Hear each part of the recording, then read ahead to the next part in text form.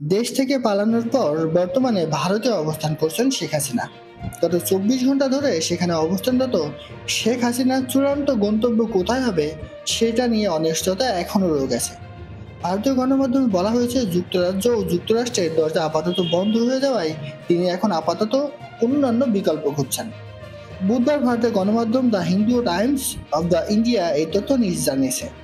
ভারতের গণমাধ্যম দ্য হিন্দু জানিয়েছে ইতিমধ্যে যুক্তরাজ্যের কাছে রাজনৈতিক আশ্রয় চেয়ে ব্যর্থ হয়েছেন শেখ হাসিনা, যার ফলে তিনি এখন সংযুক্ত আরব আমিরাত, সৌদি আরব ও ফিনল্যান্ডে আশ্রয় নেওয়ার কথা ভাবছেন।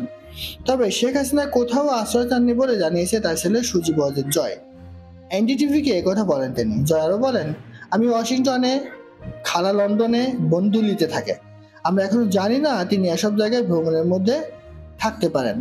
টাইমস অফ ইন্ডিয়া জানিয়েছেন যেসব দেশে হাসিনার পরিবারের সদস্যরা থাকেন সেখানে ভ্রমণ করতে পারেন, যেমন যুক্তরাষ্ট্র, যুক্তরাজ্য, ফিনল্যান্ড ও ভারত। মঙ্গলবার সিএনএন এর সহযোগী পোস্টার নিউজ 18 বাংলাদেশের বিরোধী দলের সূত্রের বরাত দিয়ে জানায় হাসিনার ভিসা বাতিল করেছে যুক্তরাষ্ট্র। তবে এই দাবির সত্যতা নিয়ে যুক্তরাষ্ট্র এখনো কোনো মন্তব্য করেনি। ভারতের কর্মকর্তারা জানান, অল্প সময়ের নোটিশে ঢাকা ছেড়ে আসা হাসিনাকে সাময়িক আশ্রয় দিয়েছে ভারত। শেখ হাসিনা দিল্লিতে যুক্তরাষ্ট্রের রাজনৈতিক আশ্রয় চাওয়া নিয়ে যে জরুরিটা কর্মকর্তারা তারা আরও জানান, হাসিনা ও তার বোন শেখ রেহানাকে একটি সেফ হাউসে রাখা হয়েছে।